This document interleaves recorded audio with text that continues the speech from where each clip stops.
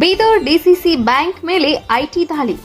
ಲೋಕಸಭೆ ಚುನಾವಣೆ ವೇಳೆ ಕಾಂಗ್ರೆಸ್ಗೆ ಬಿಗ್ ಶಾಕ್ ನೀಡಿದ್ದು ಜಿಲ್ಲಾ ಉಸ್ತುವಾರಿ ಸಚಿವ ಕೆಪಿಸಿಸಿ ಕಾರ್ಯಾಧ್ಯಕ್ಷ ಈಶ್ವರ್ ಖಂಡ್ರೆ ಅವರ ಸಹೋದರ ಅಮರ್ ಖಂಡ್ರೆ ಅಧ್ಯಕ್ಷತೆಯಲ್ಲಿನ ಜಿಲ್ಲಾ ಸಹಕಾರ ಕೇಂದ್ರ ಡಿಸಿಸಿ ಬ್ಯಾಂಕ್ ಮೇಲೆ ಶುಕ್ರವಾರ ಆದಾಯ ತೆರಿಗೆ ಅಧಿಕಾರಿಗಳು ದಾಳಿ ನಡೆಸಿದ್ದಾರೆ.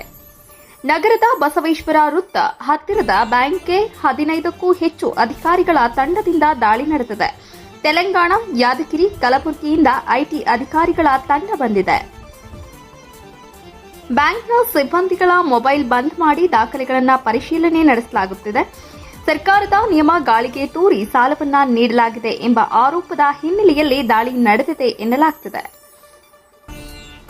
ಸಚಿವ ಈಶ್ವರ್ ಖಂಡ್ರೆ ಅವರ ಪುತ್ರ ಸಾಗರ್ ಖಂಡ್ರೆ ಕಾಂಗ್ರೆಸ್ ಅಭ್ಯರ್ಥಿ, ಸಚಿವರ ಸಹೋದರ ಅಮರ್ ಖಂಡ್ರೆ ಡಿಸಿಸಿ ಬ್ಯಾಂಕ್ ಅಧ್ಯಕ್ಷ.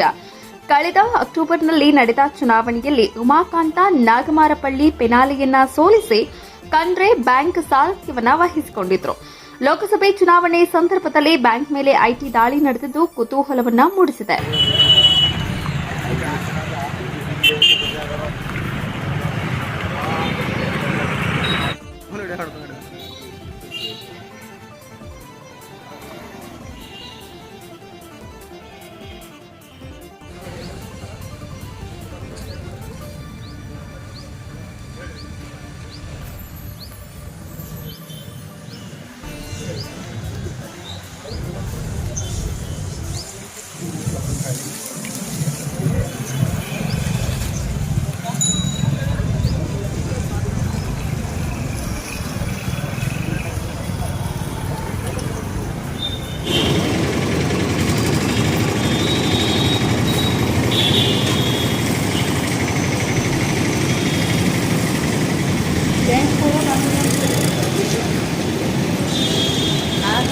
ಒಂದು ನಿಮಿಷ ಇಲ್ಲ, ಒಂದು ನಿಮಿಷ ಬರ್ತೀನಿ.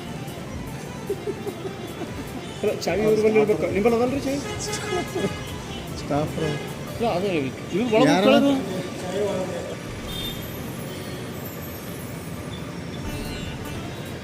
ಒಳಗೆ ಯಾರು ಸ್ಟಾಫ್ ಇರಕ್ರಿ? ಅಲ್ಲಲ್ಲ, ಚಾವಿ ತೆಗೆದು ನಾವೇ ಹೋಗಿ ಅವ್ರು ಯಾರನ್ನ ಕೇಳ್ಕೊಂಡು ಹೋಗ್ಬಿಟ್ಟು ಚಾವಿ ಎಲ್ಲಿ ತೆಗಿ